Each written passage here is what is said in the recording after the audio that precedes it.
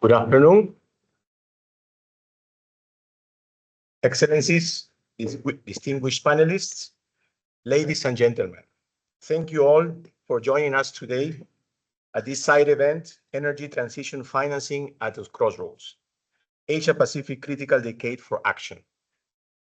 Today, we will hear from the government of Pakistan and Tajikistan, together with representatives from the UN system, the AIIB, and Commercial Bank. Now, please allow me to pass the floor to Mrs. Armida Ali-Shabayana, Under-Secretary General of the United Nations and Executive Secretary of ESCAP. You have the floor.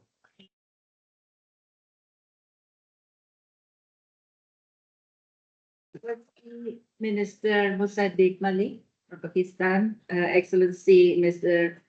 Minister Tahor Zoda from Tajikistan, President AIIB, Mr. Din Rikun, distinguished delegates, friends and colleagues, a very warm welcome and thank you very much for joining us for the discussion on financing the energy transition in Asia and the Pacific.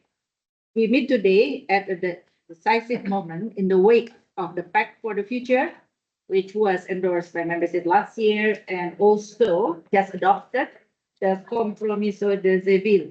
Momentum is building for a reinvigorated global efforts to align financial system with climate sustainability and equity goals.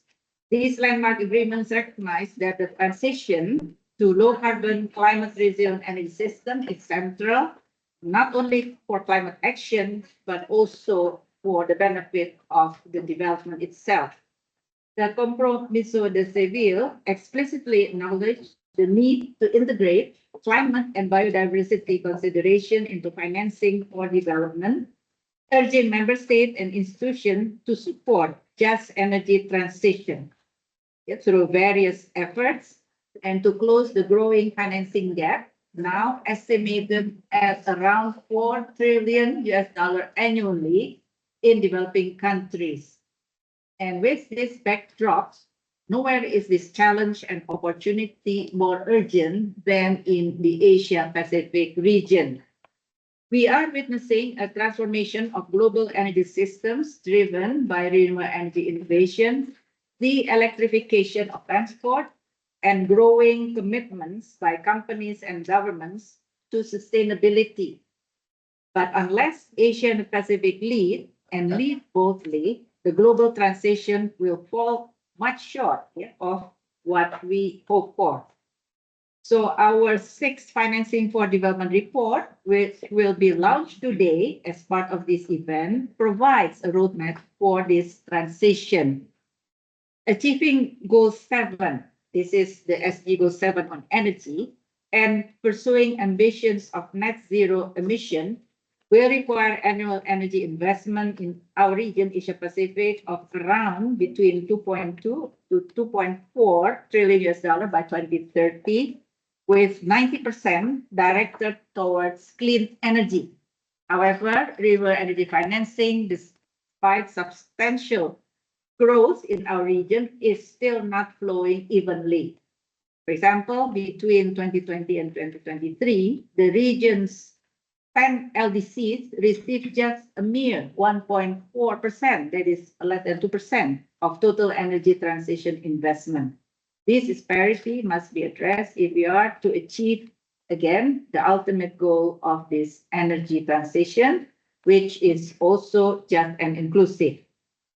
So therefore, to close this gap, we must pursue bold and coordinated action on several fronts. If I may, just to highlight a few of these. First, efficient and effective domestic resources mobilization is key. And then we also must foster enabling environment for private finance, strengthen policy environment, cohesive regulation, green taxonomies, and reliable pipelines of renewable projects can de-risk investment and crowd in private capital. So also, for this, interoperability of sustainable finance framework across the region will be important.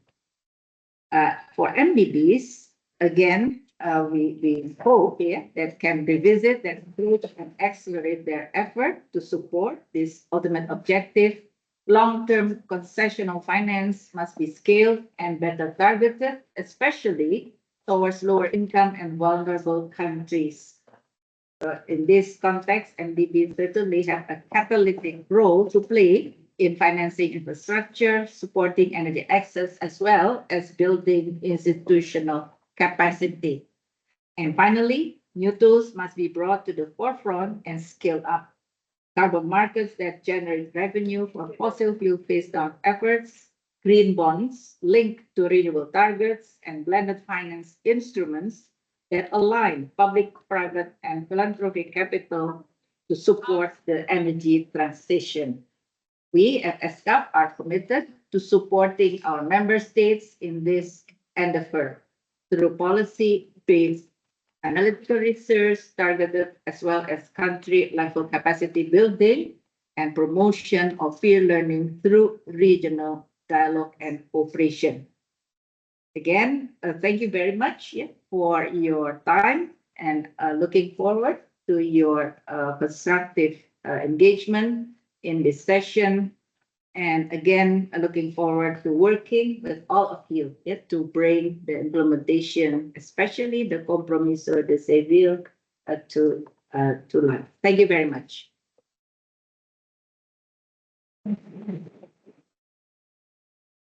Thank you very much, Yormida, for your remarks. Now, please allow me to pass the floor to His Excellency Sadiq Malik, Federal Minister for Climate Change and Environmental Coordination, Islamic Republic of Pakistan. His Excellency, you have the floor. Thank you. Thank you. Thank you very much. I generally a bad speaker. I'll try to do better.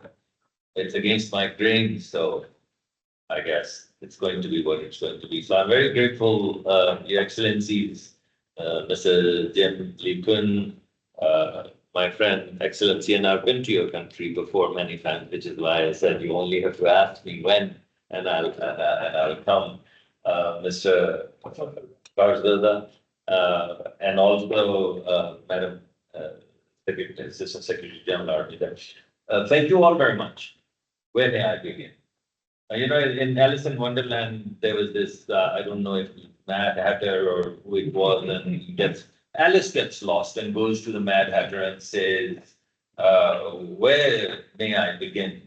And they said, begin at the beginning and keep going till it ends and then stop.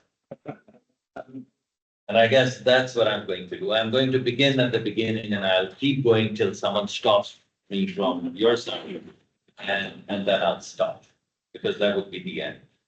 My wife tells me that I have what is called an alligator syndrome. Anyone knows what that is? Big mouth, no ears. So you'll have to keep this caution in mind when you give me the floor. So let me begin at the beginning. The first thing that I would like to bring to your attention is that 8 countries of this world. No, let me start again. Sorry. Let me start by saying that 45 to 47% of the carbon dioxide equivalent is emitted by 2 countries. And one of them is just pulled out of all treaties. 47% of the carbon burden of the world is by 2 countries, and one of them has just pulled out. That's the first fact. The second fact that I want to bring to you is that over 70% of the carbon dioxide equivalent carbon burden of the world is emitted by 7 to 8 countries. 70%, 70, not 17. 70% of the carbon burden of the world is emitted by 7 to 8 countries. Let me shock you now. The same 7 to 8 countries of the world get 85% of the green finance. 7 countries or 8 countries emit 70 to 75% of the carbon dioxide equivalent, the carbon burden of the world. And the same countries, same exact countries, get 80 to 85% of the green financing. And the entire world, the rest of us, including my friend here, whose country I love, and including myself, and the entire Southern Hemisphere. And out of how many countries it is? 197. 92. 192, do some math, minus 8. All of those countries get 15% of the global green finance. Do you see hypocrisy here? Does anyone in this room see the hypocrisy of allocations? That you pollute, we get affected. We are the most vulnerable country according to the latest report that has come out. Pakistan is the most, not the second, third, fourth, 5th, 5th, 7th, the most vulnerable country of the world. You tell us about mitigation. We're not even emitting. The targets that we agreed on was 1,000 million tons. Do you know what we produced this year? 600 million tons. We are 37% lower than the commitment that we made to the world. 37% lower than the commitment that we made to the world. And the total financing available to go green and mitigate and adapt is 15% for the rest of the world, minus 8 countries. And yet Brutus is an honorable man. I don't get it. There's something wrong. Something needs revision. I honestly don't know what that is, but something needs to change. Because all of this big green talk is not commensurate with the finance. If we are the most vulnerable, we should be getting financing, right? We're not emitting, someone else is emitting, and we are the most vulnerable. Should we not get the financing? And if we are not getting the financing, do I not have a right on the international fora to ask why? And when I say why, I'm not asking on behalf of the government of Pakistan. I'm asking for all of those 185 or 84 countries left that get 15% of financing. And I'm saying, why? Why? What sense does it make? So to me, it makes no sense. So frankly, I'm here to learn. I'm sure by the end of this conference, and as I go to all of these conferences, I raise this question. I'm sure at one of these conferences, one day I'll get the answer. And I'll walk away and say, oh my God, thank God, I wasn't getting it. Now I get it. So I hope this is that room in which I'm going to get the answer. And when I get out, I'd say, oh gosh, thank God, I finally get it. This is my first part. Are you going to stop? You know what? The answers are not complicated. Financing is complicated.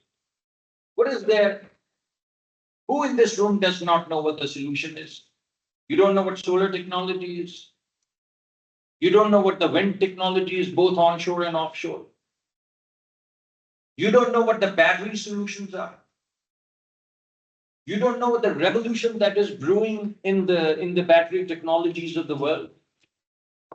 You don't know about lithium, you don't know about mining, you don't know about batteries, you don't know about solid state, you don't know about hydrogen cells. What is it that you don't know? Where is all of this situated? Wrap up. Okay. So all I'm saying is the technology solutions are very simple and very visible. From our perspective, our country's strategy is very clear. We're going to build green clusters. We are hoping that we'd be able to build clusters, these green clusters, with the support of the world, with your support.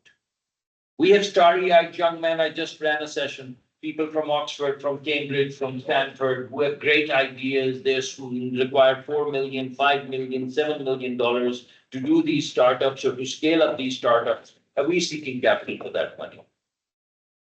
We want these people to be at the front runners of the world. I mean, two of the dirtiest cities in the world right now are Lahore, which is where my family is for 400 years, and New Delhi, and we're both at war. But not about air. The dirtiest cities about 10 to 15 years ago were not Lahore and New Delhi, they were Beijing and Shanghai or some other city. They're right now the producers of 70% of the world's solar technology. We want to do the same. We want to identify the clusters because we are most vulnerable. Our demand is most taxing, like it was in China, like it was in Finland in the 1970s. And they became 1/3 of the world's environmental technology exporters by the year of Lord 2004. We want to do exactly the same, and we are looking at you, sir, and at all of you to support our kids to come at the forefront of this green revolution and build not just technologies in Pakistan and decrease the vulnerability, but be at the forefront of the world building these clusters. Thank you very much. Thank you very much, Your Excellency, for your remarks. Thank you very much. I would like to pass the floor now to His Excellency Fazlin Korsoda, Minister of Finance, Republic of Tajikistan. Thank you so much, Excellencies, dear colleagues. Let me express my appreciation to the ESCAP and partners agencies for organizing this politically important forum.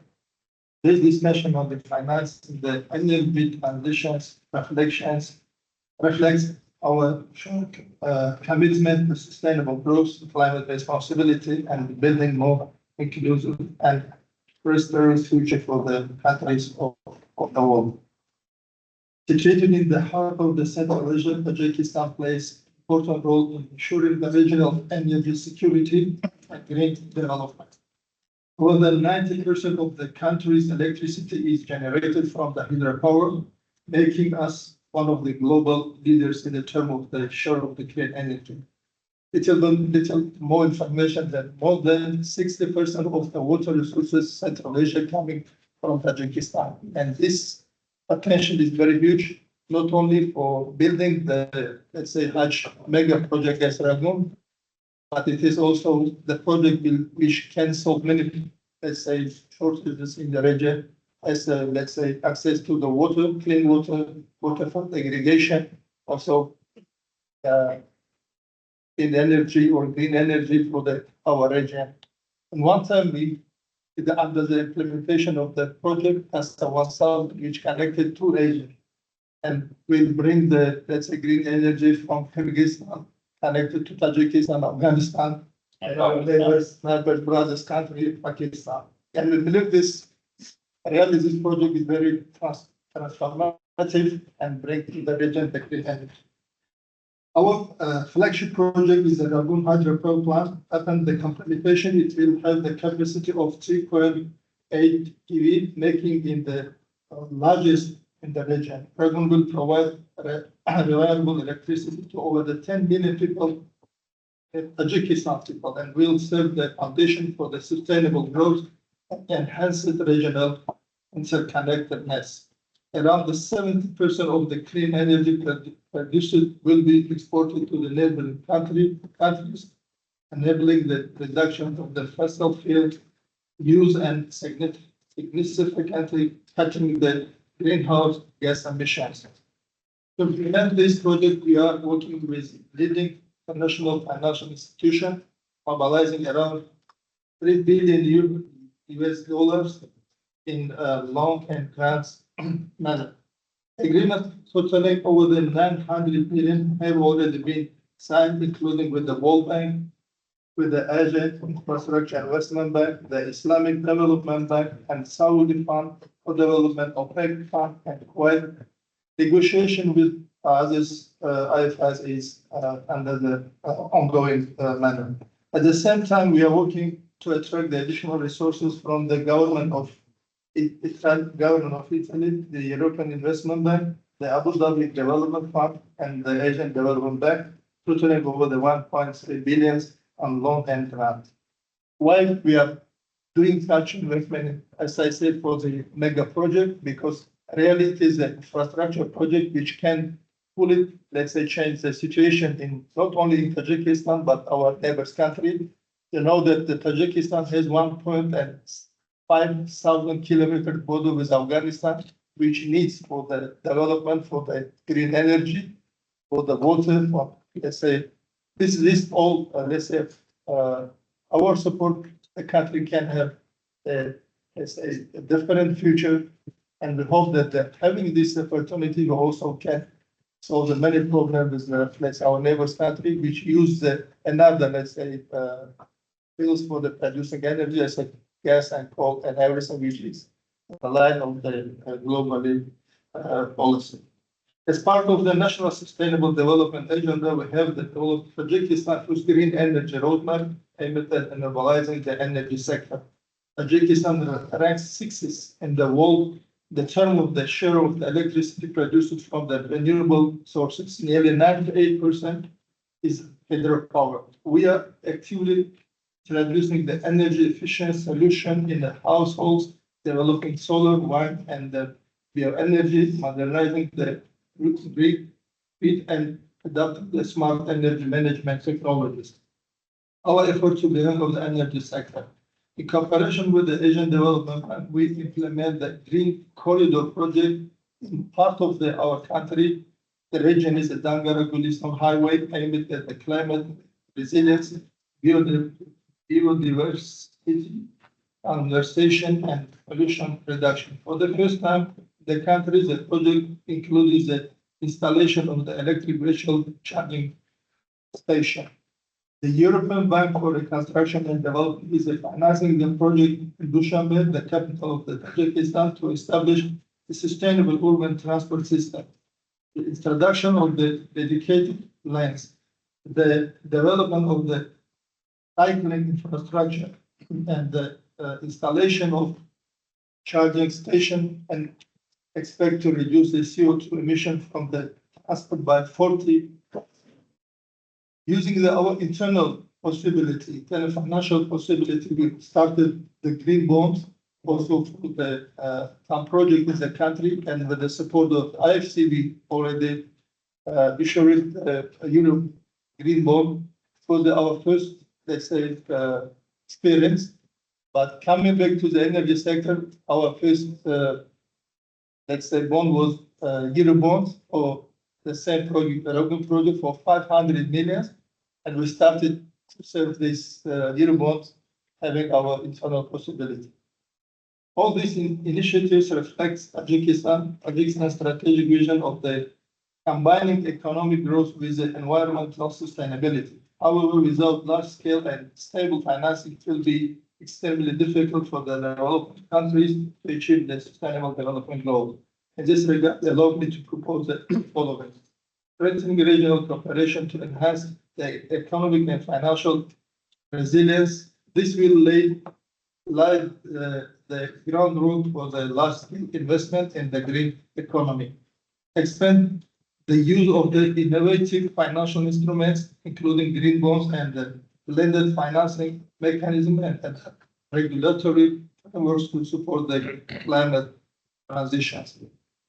Different engagement with international financial institutions and UN agencies to overcome exciting constraints and the scale of the necessary investment.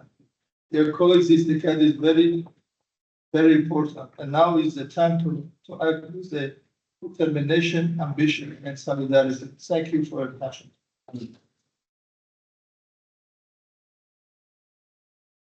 Thank you very much, Your Excellency. I would like now to pass the floor to Mr. Jin Quinn, President and Chair of the Board of Directors of the Asian Infrastructure and Investment Bank. Sir, you have the floor. Thank you. Thank you very much. It's my great honor to join my colleagues and friends to serve in this panel. Thank you very much, Madam Hamida Garcia Alice-Kajapana, for the ESCAP, preparing, organizing this meeting. And thank you, Federal Minister Mali, for your very passionate and provocative comments. we work in your country. And we work together to solve some of these most urgent development issues. And again, thank you, Minister Pasoda. You referring to Rogan and, Asian Infrastructure Investment Bank was the first to declare that we would develop this project for renewable financing. Ever since then, many other countries joined. Yes, I did this. Frankly speaking, I do understand hydropower has some hidden risks and impact on environment, resettlement. But I think these kind of problems could be overcome with the efforts by the development partners, in particular, certainly the host government. I think the impact of Rogan would be long lasting and would be very, very important to promote renewable energy. The issues I'm going to share with you is the partnership. I think it's very clear we do not have to debate or argue whether climate change is a problem. It's definitely clear and present danger, and we have to deal with it. The consequences are everything, everywhere. And I often said on many occasions that the so-called natural disasters are not natural. They are man-made, human-made. It's anthropogenic. So we need to take actions to deal with the consequences of the devastation caused by the climate change. So if somebody still insists whether this is a problem, so I don't think we should waste time debating about this kind of saying, things. So what we need is action. And as we say, it's urgent. So this is the defining decade for climate action in our region. Federal Minister Malik said Pakistan is most vulnerable, and we also see many vulnerable countries in the Pacific Island countries, and I think in the Caribbean and many other countries. So lots of countries are most vulnerable. But even those countries, which may not appear to be very vulnerable, are also devastated by the natural disasters, so-called natural disasters. So it's a problem for the human society, and we need to work together. What encourages us is that our region, Asia, and then also I cover, we cover all the vast Asian countries and GCC countries. We're all working together. We believe this region is stepping up. Asia and the Pacific now account for close to half of the global clean energy investment.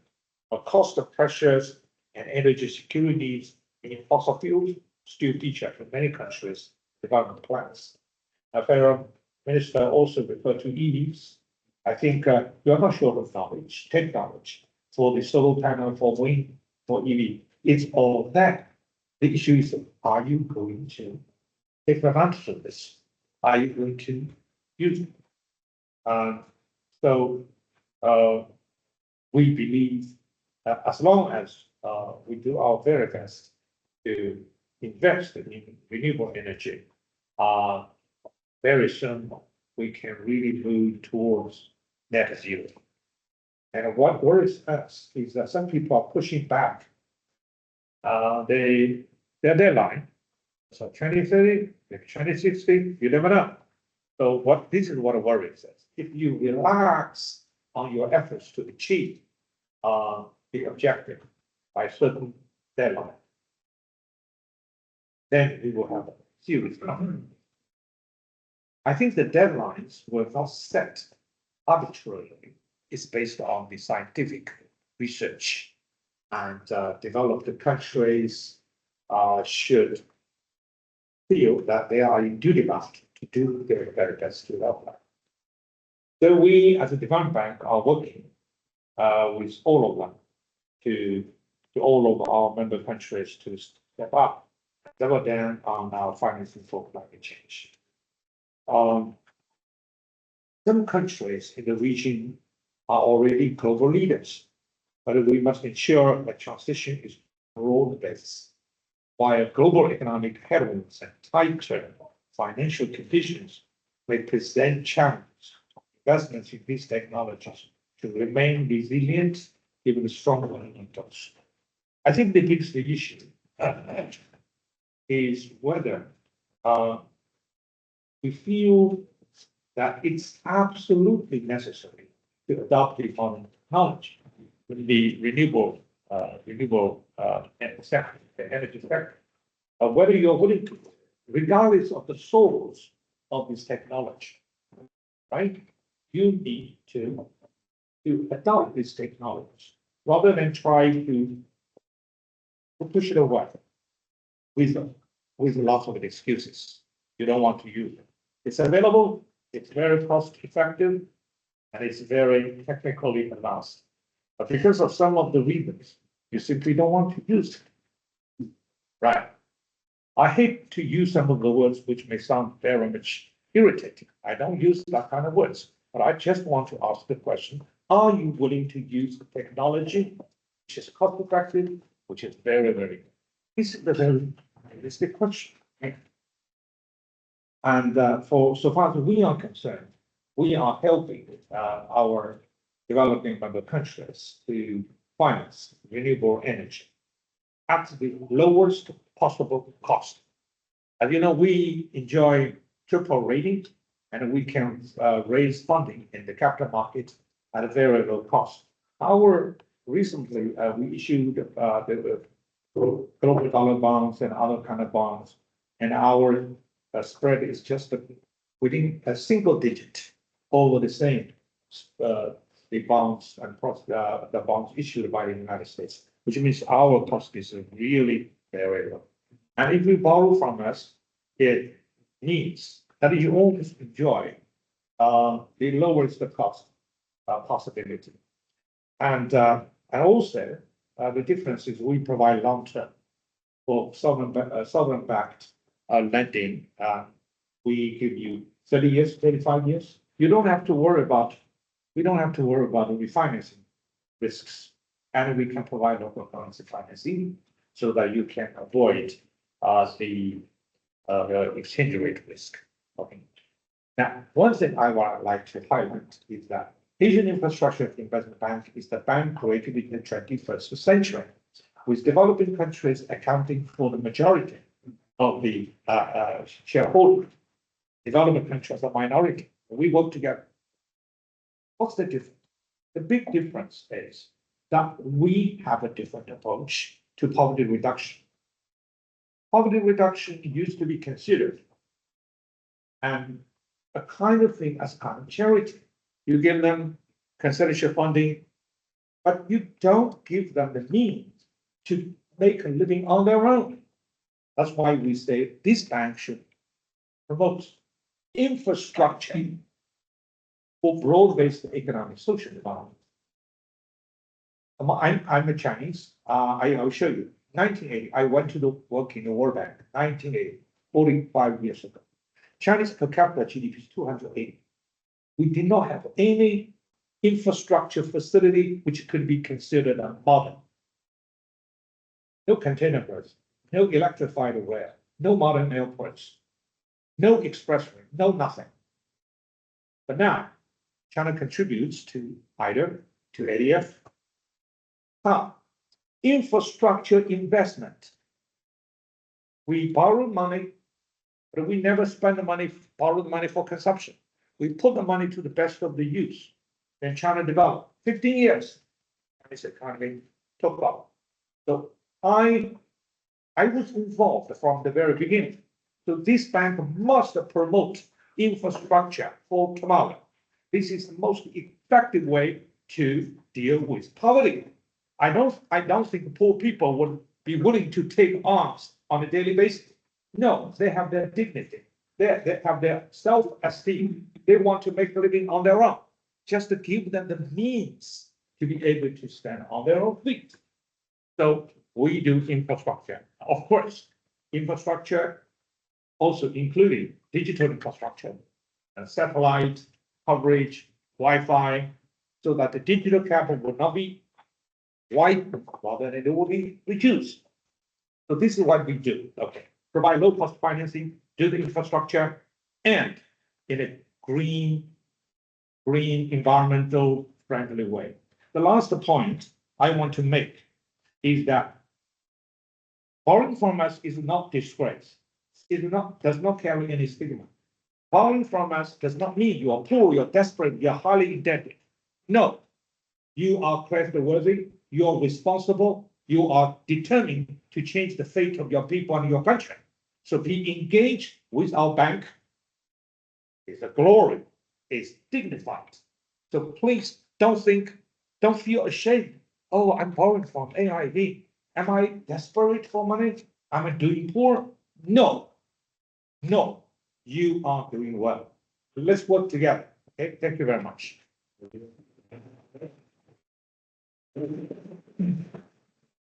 Thank you very much to the excellencies. I invite the excellencies to take the seats on the floor. We will continue with the event. Thank you very much for your time. Please, the first row.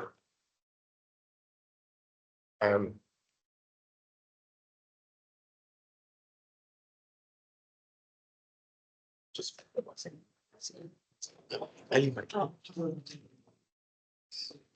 and yes, I would like to invite, yes.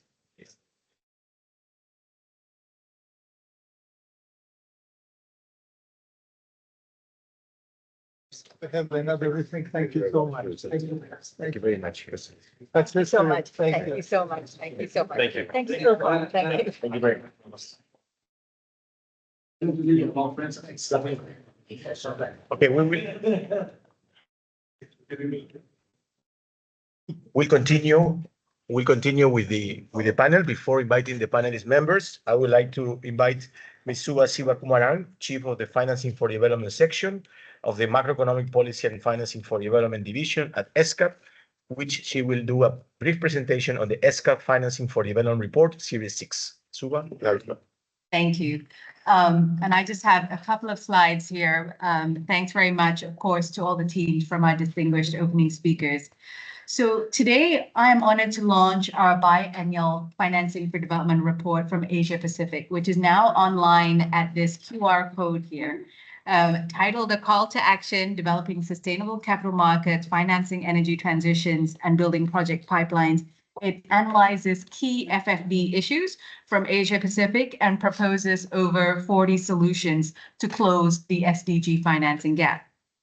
From the perspective of Asia Pacific, in this report, we analyze challenges in both domestic financing, public and private, as well as external financing.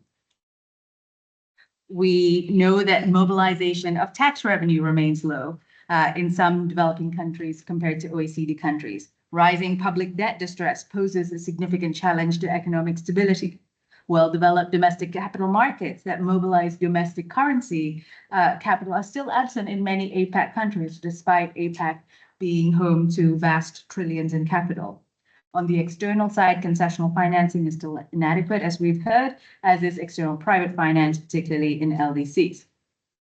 Our report, available online today, and the QR code is on all the slides, has 3 chapters that have been individually co-authored with our esteemed partners. The first chapter is co-authored Climate Bonds Initiative and asks the question, how can we deepen sustainable debt capital markets in Asia Pacific?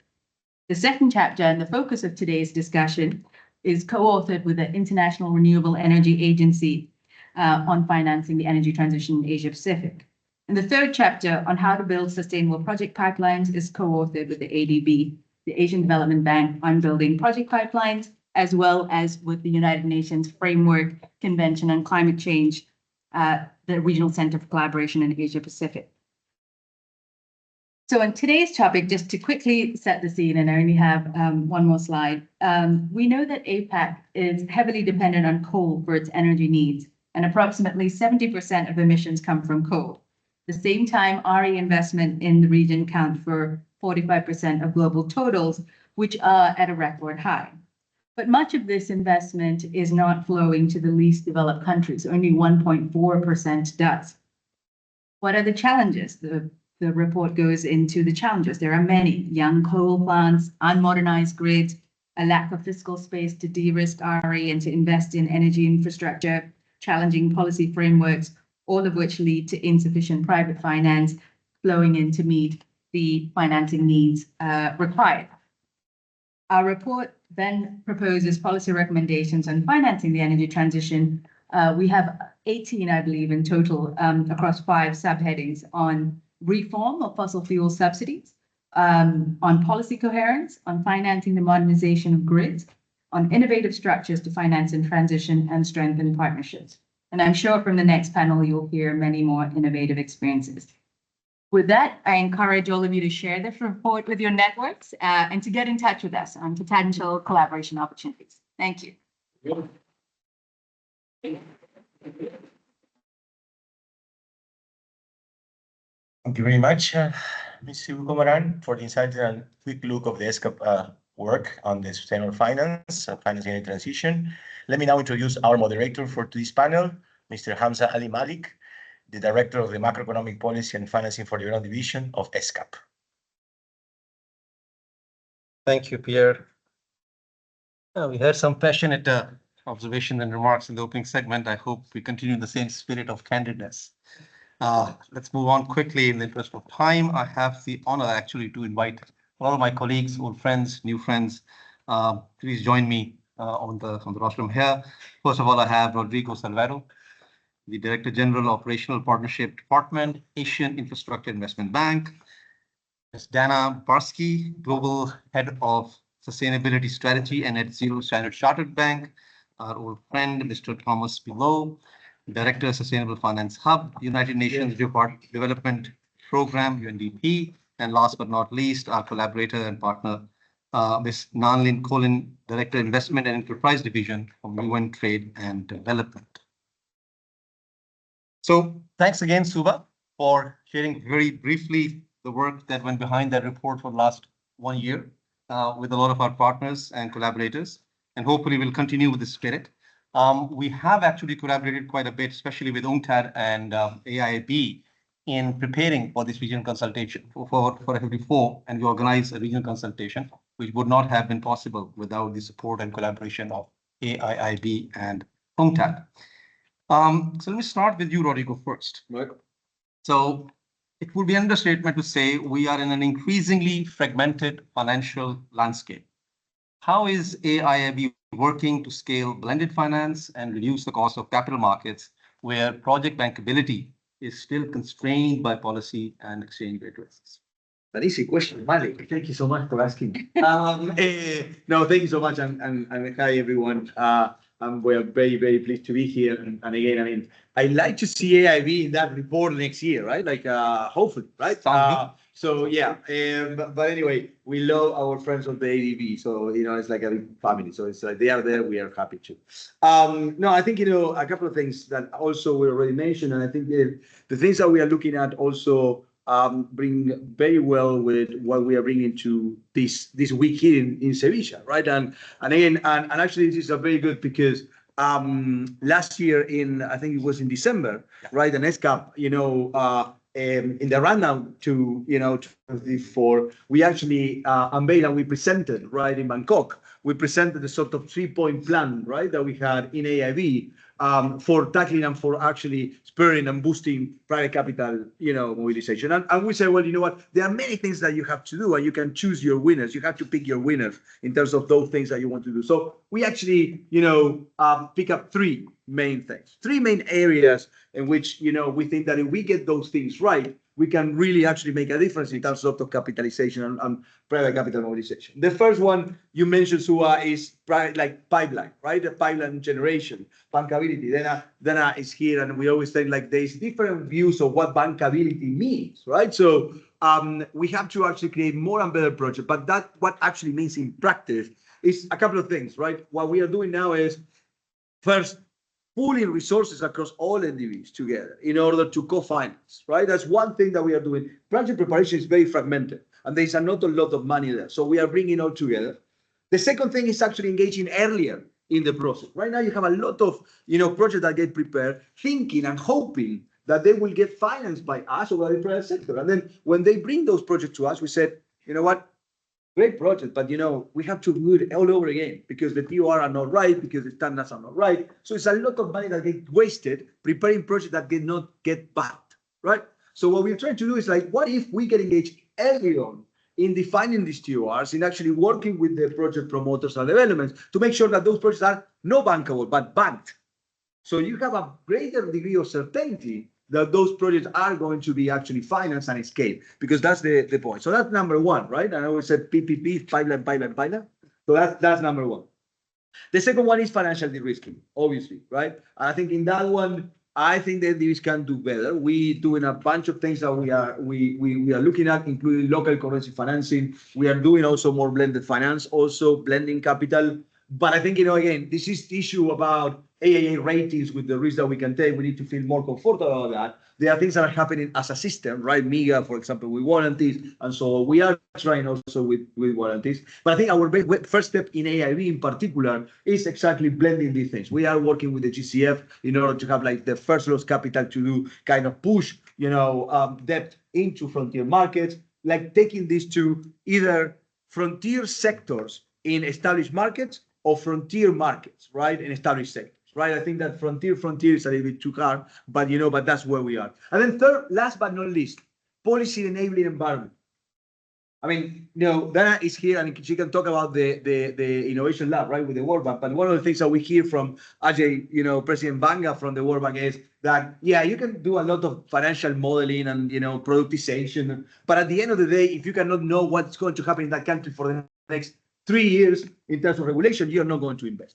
So, and in the AIIB, we actually are working on that, and we approve our climate policy-based lending, which is an established product to actually do that. It's a lot of uptake from countries. So I think those three things. And then the last thing I would say is that those connect with, we really think that FFP4 is the sort of wake-up solution, right? And I think the UN doesn't get enough credit to actually bringing those solutions into the table. And I think like we emerged from here with that sense. So we are bringing two SPAs, like the Sevilla Planning Platform for Action. The first one is related to project generation, which is a TA pooling platform. TA pooling means that we are teaming up with other partners to actually bring those resources together to prepare more of the project. The second one is what we call the Global Financing Playbook, which is actually working with Tom here, my partner in crime, which basically means that we are bringing different, type of institution, private, philanthropic, public, in order to actually bring solutions across those pillars that I just mentioned in support of country priorities. So there's a strong link between that and country platform. So if a country actually wants to undertake these things, they can choose for these many things and call these people. But also we can coordinate within each of those. So again, these are the things that we are doing. And again, I really feel that we have a great partnership with the UN. They have a lot of room to play, right? And I think to play. So we hope that, out of this, we can get more of that. But thank you so much for the invitation. Excellent. Thank you, Rodrigo. As always, very clear, very precise, 3 points and new initiatives you're taking going forward. We'll certainly reach out again next round of our collaboration, including the next edition of publication. Let me now turn to our colleagues in the UN system first. So let's turn to Ms. Nanli Collins. Snan, what role you think UNCTAD is playing and can play in financing energy transition and in shaping a sustainable finance architecture in Asia and the Pacific that attracts long-term capital despite keeping in view today's very uncertain, unpredictable economic environment? Over to you. Thank you. That's a long question. That's a very long question. But good to come right after AIIB, right? So we come together for multiple international occasions from COP to FFD. Right. And we hope to also invite you to our World Investment Forum next year. So for UNCTAD perspective, we help find two perspectives. One is policy, one is partnership. On a policy perspective, let me share with you that we publish a World Investment Report every year, right? Actually, on 2nd of July, we are launching our World Investment Report 2025. We're showing a downward trend, FDI in 2024. where we've seen actually renewable energy going down 30% in developing countries. And all the investment in these key SDG sectors are dropping. Also, there's many issues we can don't have time to discuss in depth. But we're seeing these uncertainties, right, caused by geopolitical tension, by trade policies, right, and tied to financing conditions. So all these factors are affecting the trust and confidence of investors. So how do we improve all this trust and cooperation among different regions, countries, different type of investors? Here's where we have actually come out with multiple policy recommendations. Back in 2023, our World Investment Report actually featured on renewable and renewable energy investment globally, where we did an in-depth analysis. And we realized that in terms of policy, while probably less than half of the LDCs have actually energy policy, energy strategy, investment strategy in place. And 1/3 of the 6 small island countries have this environment policy, energy policies and investment strategy. And now we're helping countries developing NDC, right? And then updating their NDC process. But we realize only, again, more than half of them don't really have investment plans. The strategy without the investment plan is just going to sit on the shelf. How do you think? So on the implementation side, it's very important to look at how we connect those investment policies for the NDC targets. So this is where our colleague, I think from UNDP probably also discussed on how we advise countries from a policy perspective. A second point is on incentives, right? So we've seen all these misaligned incentives and also untargeted incentives from many countries, in developing countries. They offer very simple, either tax holidays or physical incentives to without looking to the sector specific incentives for renewable energy, right? What are the kind of enabling conditions? What are the drivers for investments? We need to really look into these conditions more in depth to unpack what are actually the key we'll call it drivers and determinants for this investment to happen. So again, the World Investment Report has very in-depth policy recommendations that encourage people to look into these. Let me come to the partnership side, right? UNCTAD as the UN secretariat body, so we work through partnership ecosystem. This is where we work with the institutional investors, sovereign wealth funds.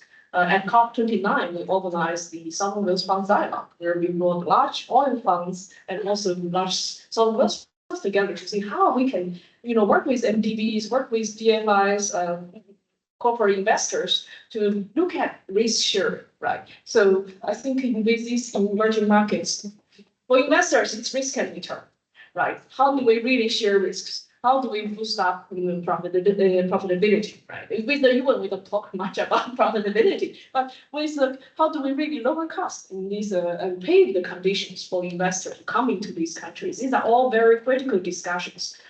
This is why I think we advocate for MDB to play a much larger role in this whole reform of international financial architecture, right? So advocate for enhanced lending and then to encourage, and you heard President Jin very forcefully, powerfully speech that lending and to scale up actually those financing for developing countries in terms of energy transition. So let me end here and we can talk more about the details about these incentives to divide their interests. Thank you. Thank you, Ms. Collins. Very clear policy and partnership and some specific ideas on both fronts. Let me continue with colleagues from the UN system. Our friend Tom is here. Tom and I worked together in ESCAP for many years. A long time ago, we lost him to New York eventually. Greener pastures, I would say. So, Tom, UNDP has country-level presence, of course, and works very closely with the different ministries, Ministry of Finance, Planning, Environment, Energy, and so forth.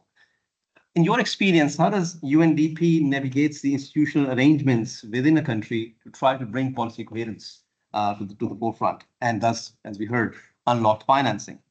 How can it better leverage the overall UN system in the same pursuit of adding more coherence to the policies and thus support to the countries in integrating their investment strategies and policies to accelerate financing? Thank you so much, and great to see you again. But I'm a little sorry you mentioned so much about how long ago it was that we were together, because it wasn't that long ago, just a few years ago, not in the distant annals of history. So nice to be here with everyone in this informal setting to talk this through. I mean, I'm British, as you could tell, I think, by my accent. And I wanted to start with the British saying that we articulate whenever we're stepping onto the underground, which is mind the gap. And often when we focus on the gap in these conferences, it's obviously the $4 trillion SDG financing gap. It's the 2.2 to 2.4, was it, trillion dollar gap on energy transition in Asia. It's the 1.3 trillion aspirational goal of the new collective quantifiable goal of the UNFCCC. But often the gap that's overlooked is the most difficult gap of all, which is an institutional gap. That we all work from different perspectives, from different mandates in different institutions, and actually that hinders us coming together to look at not at the different financial gaps, but how our different dollars spent can come together in a way that has the best possible impact. And I think that's the gap that we need to focus alongside the financing gap. And actually, Nan set me up very nice. Nan used to work, by the way, in the Asia Pacific at about the same time, Hamdi. So it's a bit of a reunion we're having here. Sorry, colleague. No, I'm fine. I'm fine. No, it's fine. It's fine. It's fine. Maybe one Just day. carry on. Maybe one. Carry on. But Nan set it up well for this point that I want to make, which is actually across the international community, but not in a Ministry of Finance. In the international community, we talk about financing NDCs. I'm just going to use acronyms here because otherwise I'll spend hours talking it through. NDCs, NAPs, NBSAPs, MTDBs, SDGs, you name it. We talk about it in the international community as if they're all separate. That financing climate is different from financing the energy transition. That financing nature positive development is different from financing adaptation. And that all of that is somehow different from a government's sustainable development plan, but it's not. And we only set ourselves up to fail by doing that. So we need to look at the ways in which we can start at the country level, which is really, Rodrigo, where I think you were heading at the end of your remarks. Countries are already beginning to grapple on how to link the different sources of finance, not just internationally, but domestically, that they can bring to bear on their policy priorities. For example, in Sri Lanka in the Asia Pacific region, I know that the Ministry of Finance, Ministry of Energy, Ministry of Environment, Ministry of Planning have come together to try and work out what is the best possible use of domestic and international resource for the energy transition in a way that delivers on sustainable development. That's their plan, that's their choice, and the international community is aligning behind it.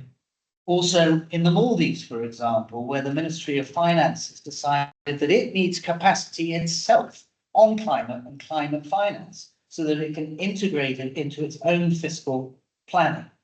Likewise, in Mongolia, where they've reformed their public investment management approach to integrate climate and energy into the decision-making, articulating climate-compatible energy investments. These are the sorts of examples where governments are fusing across institutions to try and bridge the gap that we actually create through our international policy process.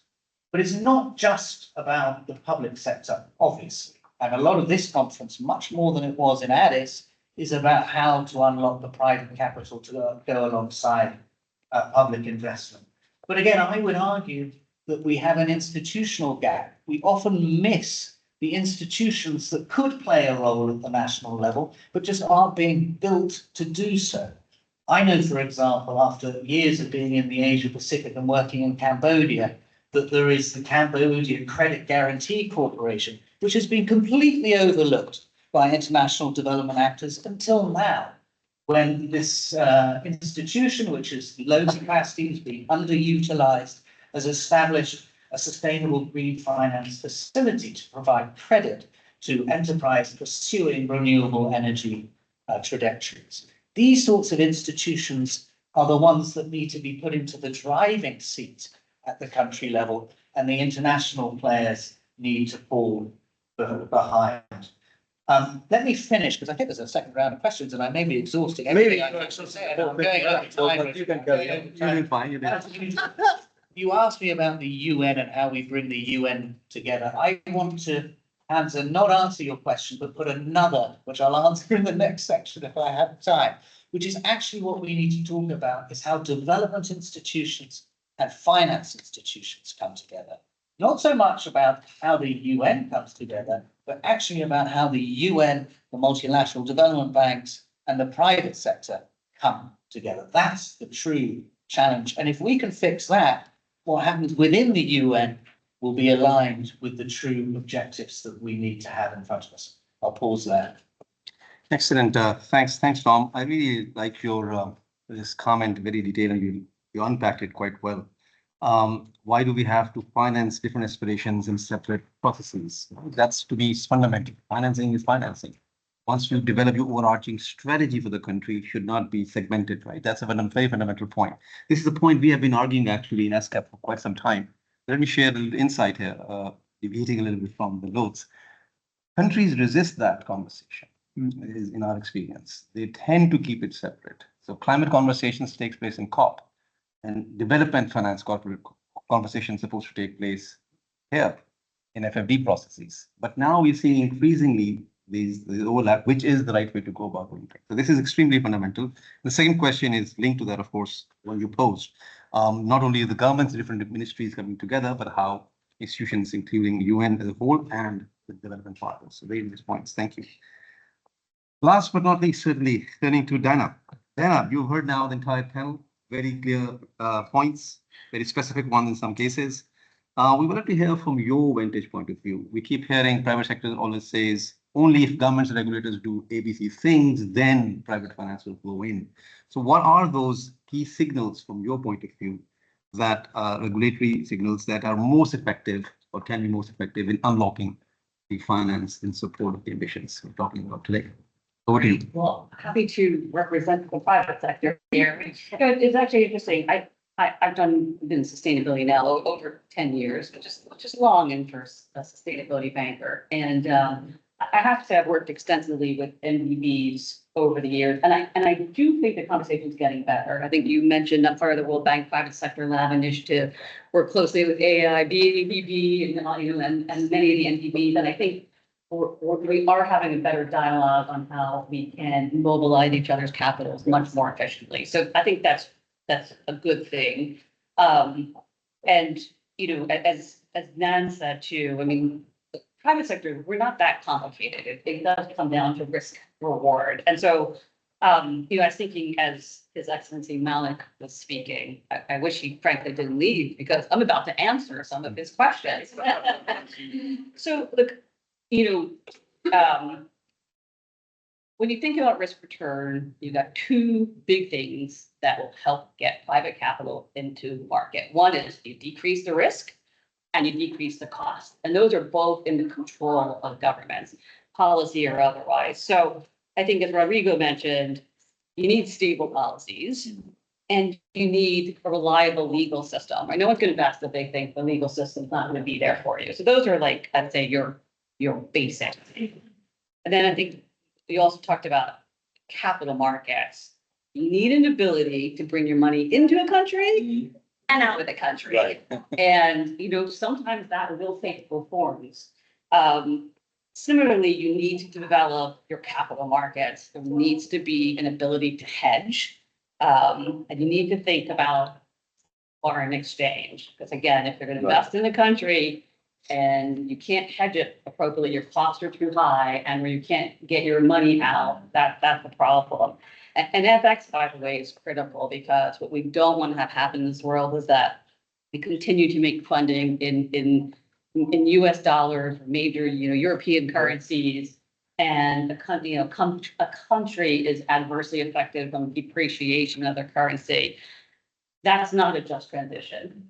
So I think FX is really important here. Then how else do you decrease risk? One is you work with MDBs. MDBs are, really well positioned to help de-risk. Now, that could take many forms. It could be concessionary capital, it could be, there's laws, it could be co-lending, it could be subordinated equity. But when you think about certain countries, and I'm going to say credit ratings matter, you've got a AAA rated agency here. Actually, your president talked about, joked with you that you issued slightly above the US, and the US is AA now. So you're Right. We are viable, yeah, right. Raising that. And I looked up, and Pakistan's CCC, which means, like many countries in this world, they have a very high debt burden.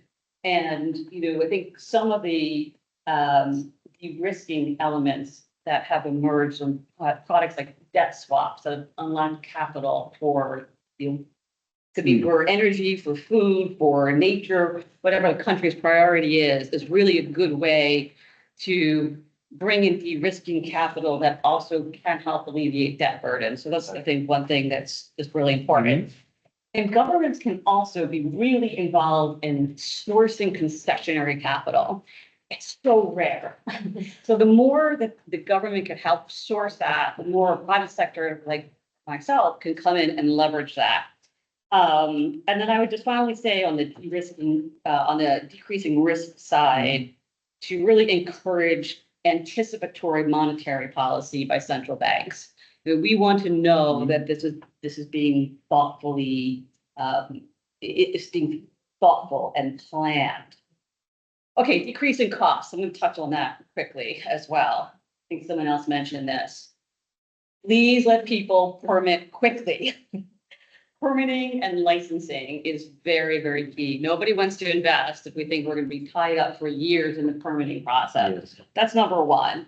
Then, I think talked about policy incentives, there's tax credit subsidies, but really importantly, I think embedding sustainability considerations in all policy decisions across the government is really what's key. And that way you're thinking about, what those right incentives can be if you're just approaching your policy with a sustainability mindset.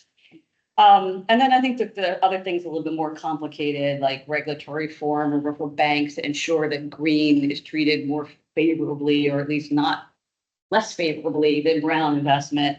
And also some things about, not overburdening on the reporting side, and there's some things too on the edges there. But look, I think it is within a country's ability to make investing conditions more favorable. Through policy, through regulatory, through, even actions as, looking for concessionary capital, working closely with MDBs. And I'll just say, collaboration, coordination that was touched on is really key. And I'm the least grateful to know, being here, that these conversations are indeed getting better. And I'll end with that. Very good. Thank you. Hope from that.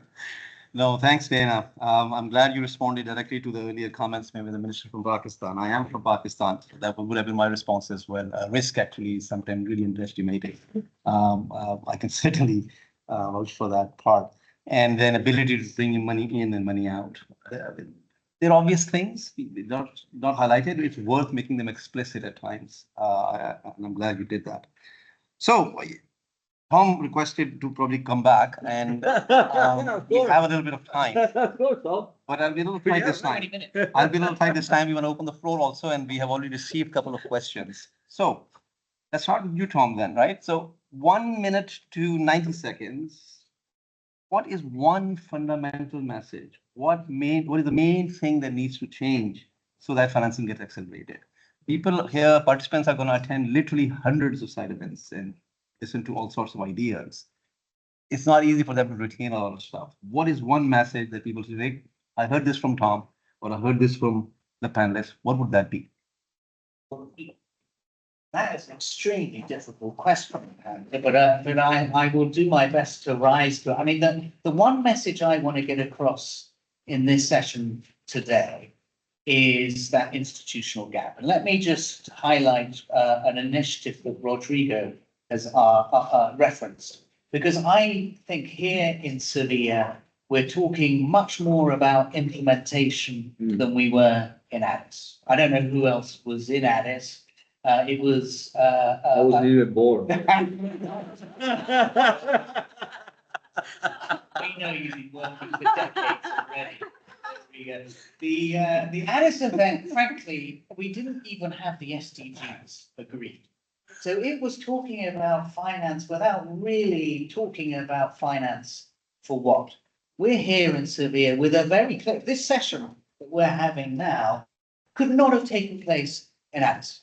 We weren't ready to talk about financing the green transition. In fact, many of the words we use and take for granted, including the Executive Secretary's articulation of policy and regulation like sustainable finance taxonomy, it didn't even exist 10 years ago.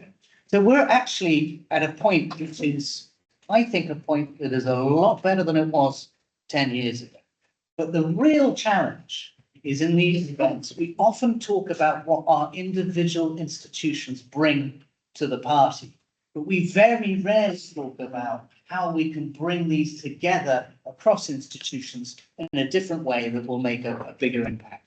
And we will be launching a Sevilla Platform for Action initiative, which is really bringing multilateral development banks, the UN, public development banks, including national development banks and governments together to reimagine how we support country-driven approaches to financing, which truly align the international system in all its best possible assets behind the Sustainable Development Agenda. So please remember that.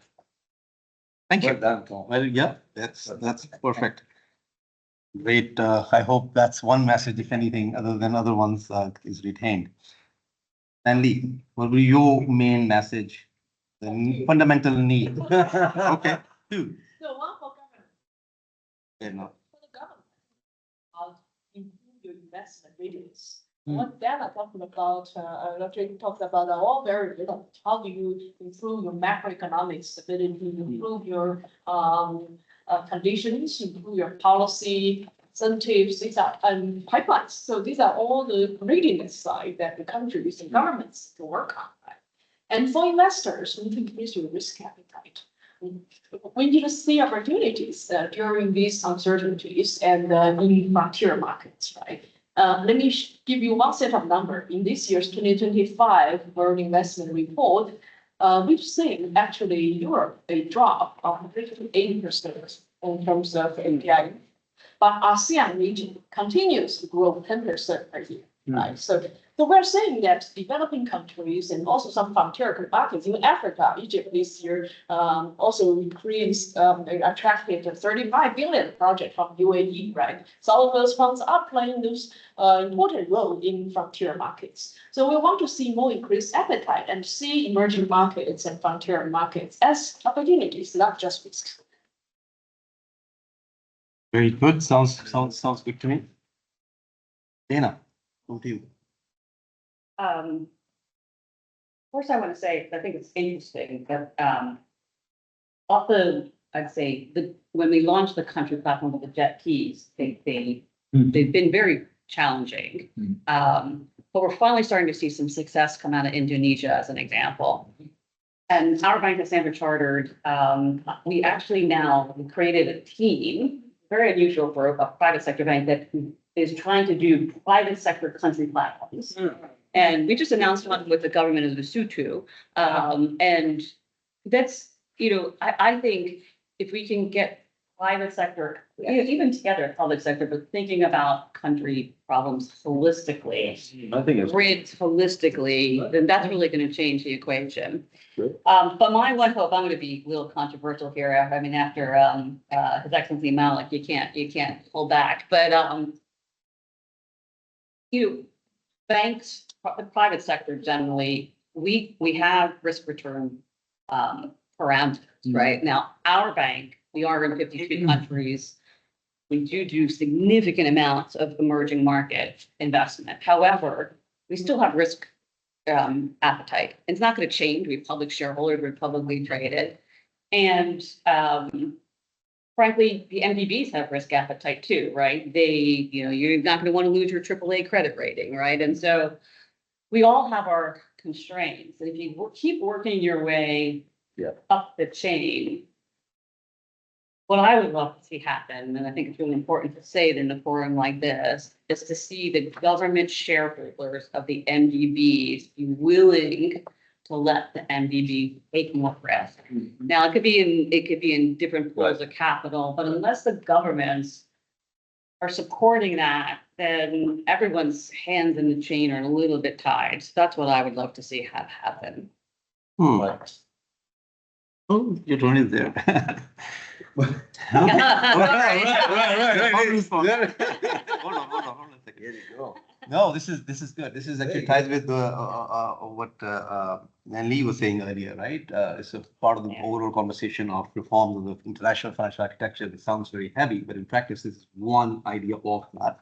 And there have been calls of MDB upping the game a little bit in many ways.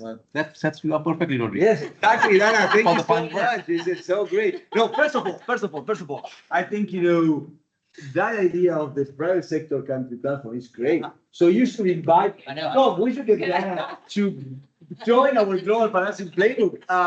Again, I really mean it. I think, you know, I think, obviously, we're trying to get it right with JP and all that. I think we got a little bit too conservative, right? But now I think there is really ownership from the government. Indonesia actually is a great example of that. That even after political transition, in terms of like, you know, they are still embracing it, and they are like, you know, it's between both sides. They are trying to figure it out. You know how? I mean, it's about that. It's about figuring it out. So I think, you know, that's great. But also to Tom's point about these different things not talking to each other. It would be very bad that the private sector platform don't talk to the other private platform. So you know what? Because we want to be part of that. And I think it's fantastic that those things are happening, right? So, And that's great, and we want everyone to be. Right, part of it. right. It just, we need to have private sector leaderships to see if I we can totally make agree that with that. model work. I totally agree with that. So I think, you know, one thing that we can get out of very engaging conversation is also, you know, to have to show that, because my bet and my winner on this, right? And it can be really,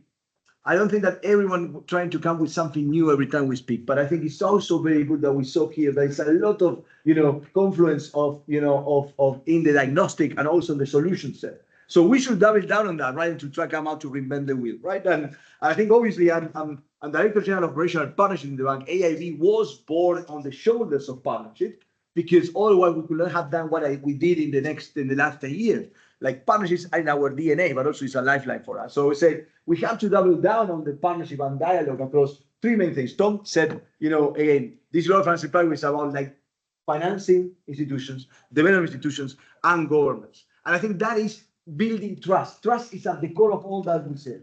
Trust is at the core of all the things. And then I was saying, you know what? NDBs has to be pushed, and I totally agree with that. But unless we don't talk more to each other and actually see who can do more and iterate, and our also shareholders actually feel comfortable with the partners we are doing that way. If we go alone, it's going to be a lot of uncertainties always. But when you say, okay, who is coming with you? This, and that. Okay, I feel better about it now.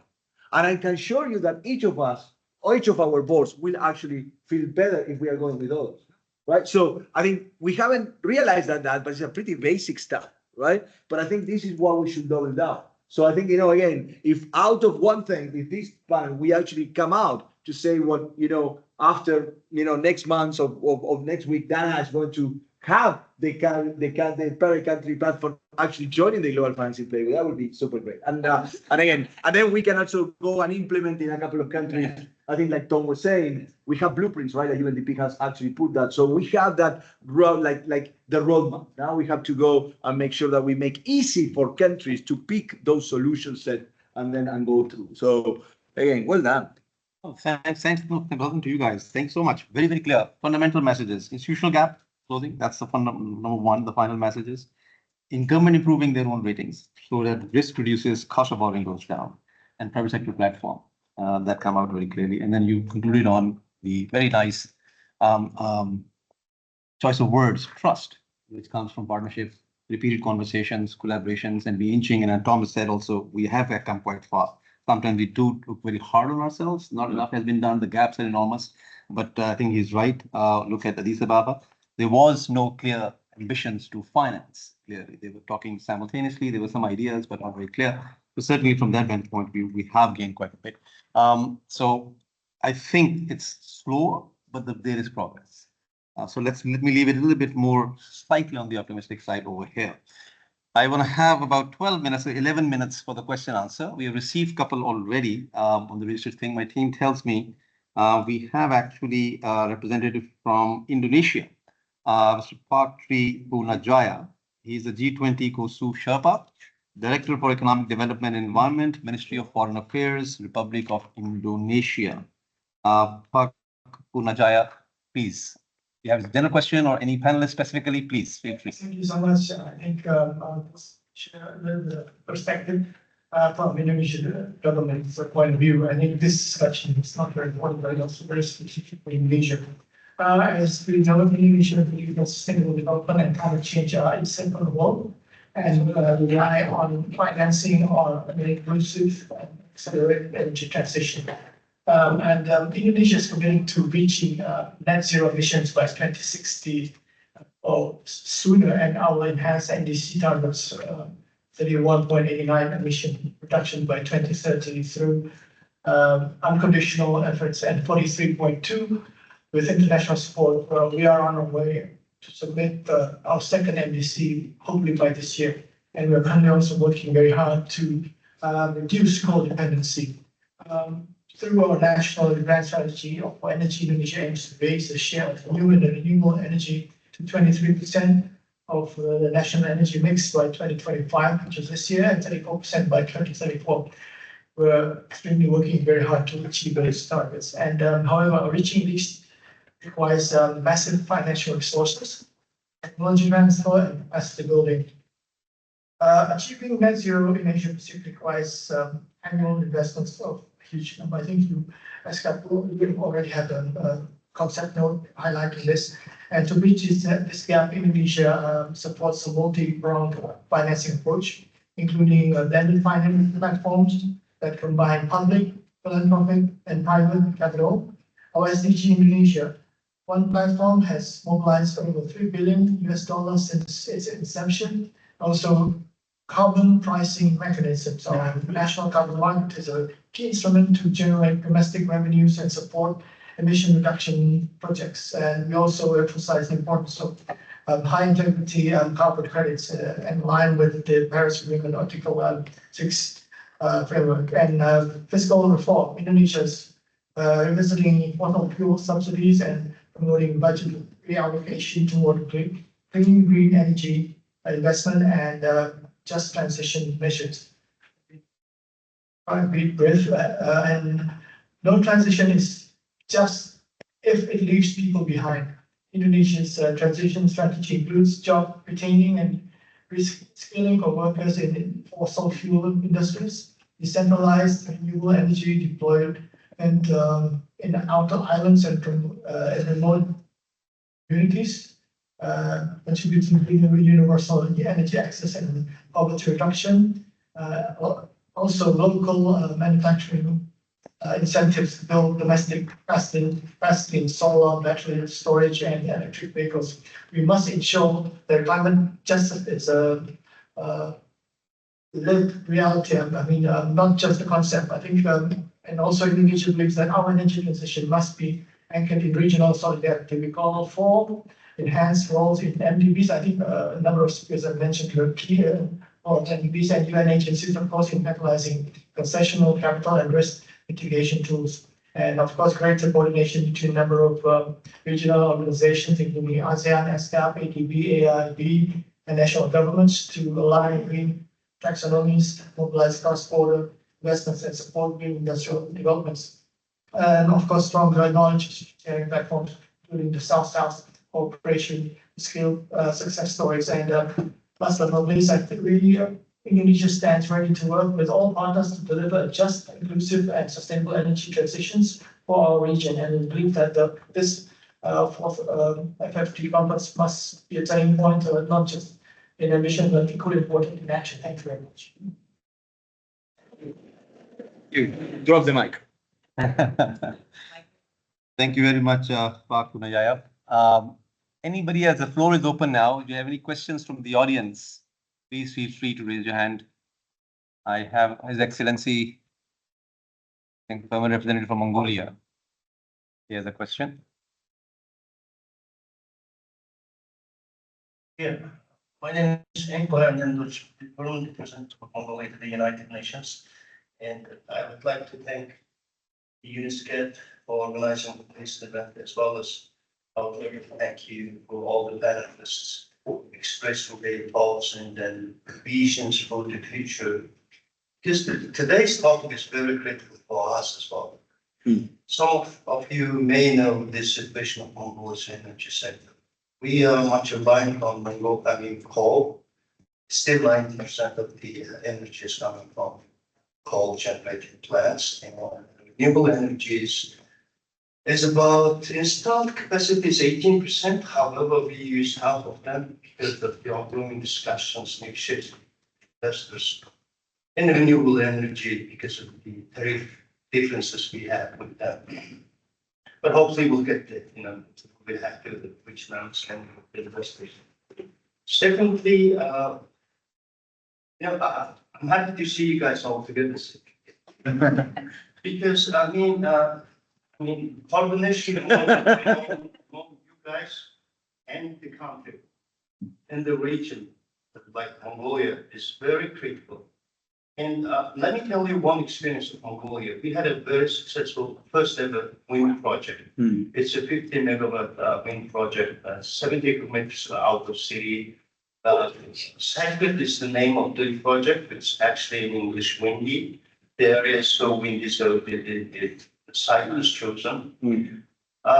The stakeholders are, like four sides, three sides: investors, banks, mainly from the EPRD.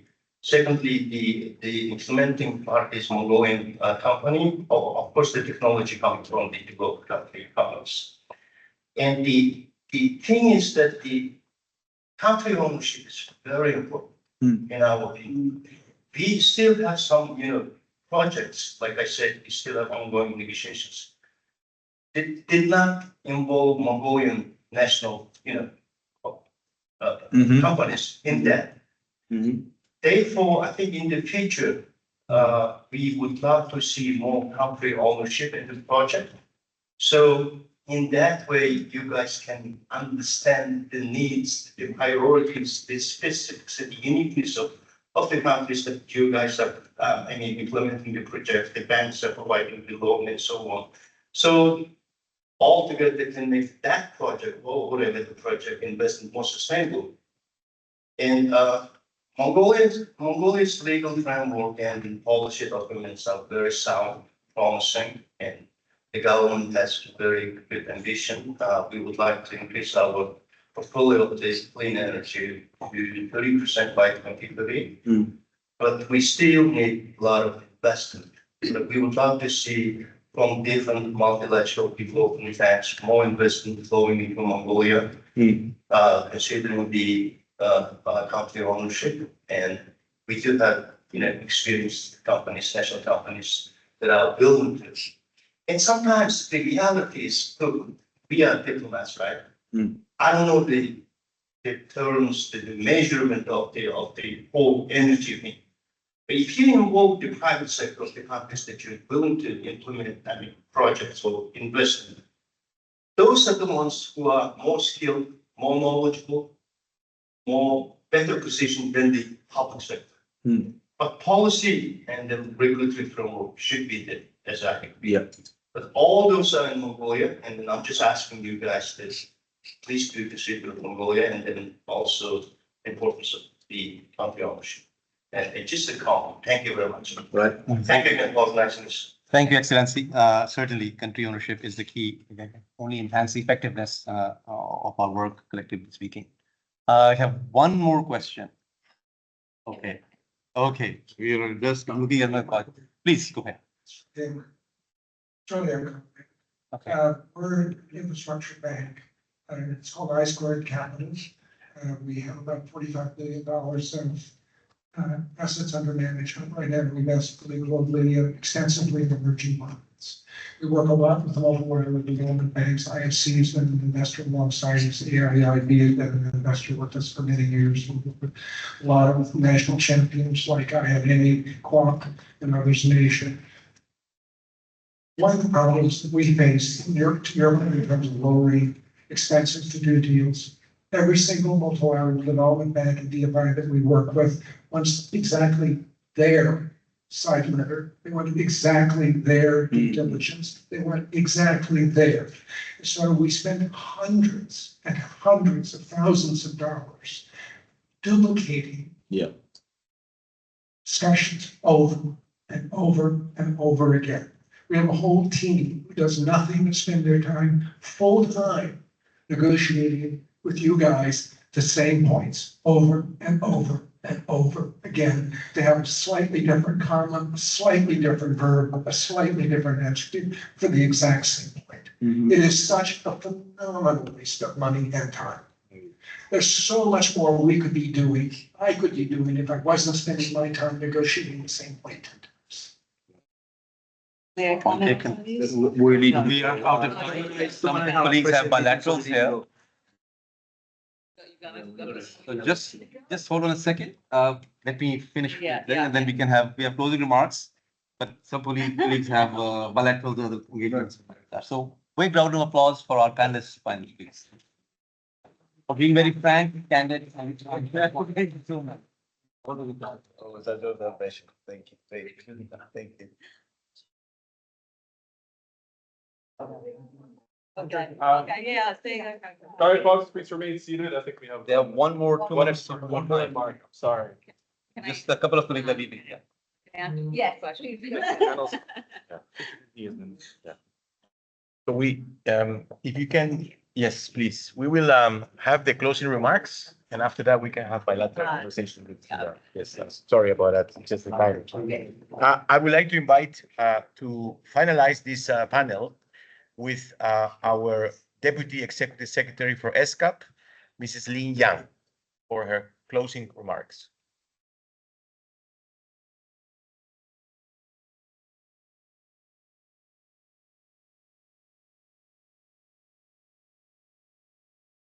Excellencies, dear participants, and I listened to this panel with huge interest. It's a very, very, actually, I have to say, very fascinating panel. I hadn't prepared remarks, but I don't think it fits for this such a closing. So I would just share some preliminary takeaways while listening to the three actually chapters or the sections of those interactions. So from the high level, segments and the speakers, the ministers, and our yes, we are pretty sure that, like the funding flows to the developing countries is not sufficient. It's not even, sometimes even not accessible. So that is the strong message I heard. And I think also the strong message and the international community has heard from this Seville conference. The second, I only attended partially the panel discussion, but I can already draw some messages from the discussion. As the Pakistan minister said, that solutions do exist, technologies also exist. So colleagues and our partners shared a lot of recommendations and the suggestions. No matter it's to strengthen the fiscal space and domestic resources mobilization, and we can talk about the regulatory certainties and the policy coherence, so as to enhance access to the private finance. And we also talk about that development banks and donors can play an even bigger role, not only to scale, but also to targets of the capital, etc. So I would say that, a lot of suggestions and recommendations do exist, and repeated reference to the keyword partnership. In the very end, we heard this comment. It's a very sharp comment, and how to have through the partnership forge like a common platform that can host the data, that can facilitate and the collaboration is a key issue for us to reflect and study. And I'm very glad that through this outcome document, regional commissions get the mandate and from member states to have the regional follow-up and the review at a regular manner, in a regular manner. So we ESCAP is determined to work with our partners in this regard to facilitate such collaboration. In the last segment, I also heard very loudly from 2 member states, our Indonesia colleague friends, and also Your Excellency, the Mongolia PR to the United Nations, member states driven, member states owned approach. So I have to thank the team because something I really want to share in the closing. Our recent 2 years analysis, we try to look at what can really trigger the long prosperity for Asia and the Pacific. We found out that there are 3 key challenges, probably due to the time constraint. I will not have the time to elaborate. I hope that I will have another panel in tomorrow to further talk about this. 3 key challenges. First is the slow productivity. That means due to various reasons. One, for example, like the aging infrastructure. For example, like the technological diffusion. And the third, probably because of the whole demographic shift and the mismatch of the skills, in particular in the area transitioning to green to low carbon. And that is one challenge for many countries in our region.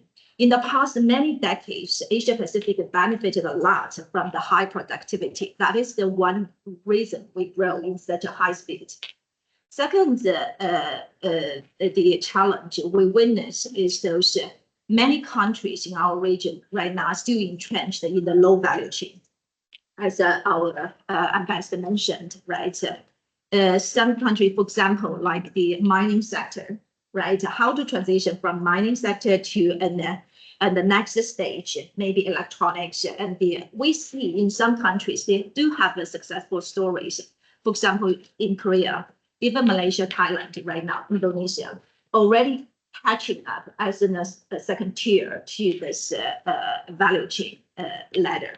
So our question and also posed here is that how to better support countries from our region, the whole picture of the transitioning to do this more targeted and sectorial upgrading and to climb up in the value chain. That is then a very, very key challenge to our team to further study and research. And in particular, we need some country experience by working with the member states. The last one is, of course, those external risks and factors, geopolitical ones and the tariffs and cost of living and economic instability. So how to address those? And we see in the regional cooperation and the regional integration. And our research also in the past, like 5 years, 6 years, the regional integration already show us that it could serve as a buffer zone for us for the economic resilience. So the regional cooperation and how to deepen that through what kind of sectorial perspective is also a question we would like to work more closely together. For example, through the trade facilitation mechanisms and through the whole energy transition. I know that, like ASEAN is working a lot of this power grid connectivity. That is also, I think, it could be a good example of how the regional cooperation. With all those examples, I would like to see that those three factors and the three areas requires, and we, UNESCAP, as the largest and the most inclusive regional platform, to work with our partners, with the UN organization at the regional level to better provide and integrated, targeted, policy support in a member state driven and a member state owned approach. I will stop here. Thank you so much. Thank you very much. We invite the members of the panelists for the final photo, and please, Deputy, if you can have final photo with the panelists, please, and the two members that, if you would like to be in the photo, you're also invited, the two member states. Please, the moderator and the four panelists, I think Rodrigo left already. And the panel is closed. Thank you very much.